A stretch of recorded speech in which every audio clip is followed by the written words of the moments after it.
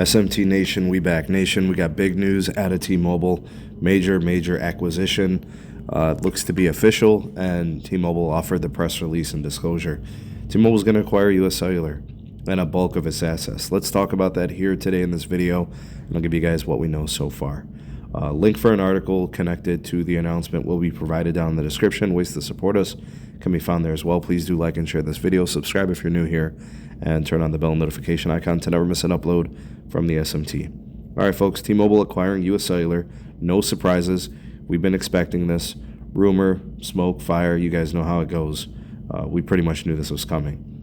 But now with the agreement being official and seeing the press releases, we know about the assets. We know what T-Mobile has acquired. They're getting the wireless customers, they're getting retail locations, and they're getting, quote, certain specified spectrum assets, end quote. What that tells me is that they're getting the bands and the frequencies of assets that they use and can easily deploy just with radio upgrades, right, and updates. So that's going to be huge for T-Mobile in rural areas, in places where their network typically is either unavailable, less available, or just not that great. I think, in these struggle segments for the network, T-Mobile historically has not done well in these places, so this will be huge. It gives them additional coverage, and I think also getting access to tower assets they previously didn't. This is going to be big for them. So more capacity to the network. Channels are going to get deeper in bandwidth. Think N71, N41, N25, possibly Band 2 with LTE. Right, there's a lot of bandwidth coming there, and I think with the 5G you see with the N41 specifically, they can get more contiguous, add the bandwidth there, and it makes them a better performer in those places.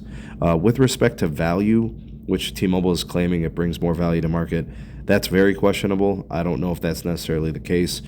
They have very expensive plans. Their entry-level plans are weak, and US Cellular customers probably have better deals and plans with respect to choice. No way in hell. Anytime you're losing a carrier or a provider, that's just not the case. And we saw what happened with Sprint and price hikes and all of that. So the transaction valued at $4.4 billion, expected to close mid-2025. And that's kind of what we know currently. I'm sure there'll be more updates and some more information, but there's still some meat left on the bone. Looks like US Cellular will continue to liquidate assets and sell. Puts Verizon and possibly AT&T in the fold for maybe whatever T-Mobile doesn't want. But tell me what you guys think of the deal, good or bad. Tell me what the pros and the cons are. Sound off in the comment section below. You're the voice of the people, the SMT Nation. Let your voice be heard.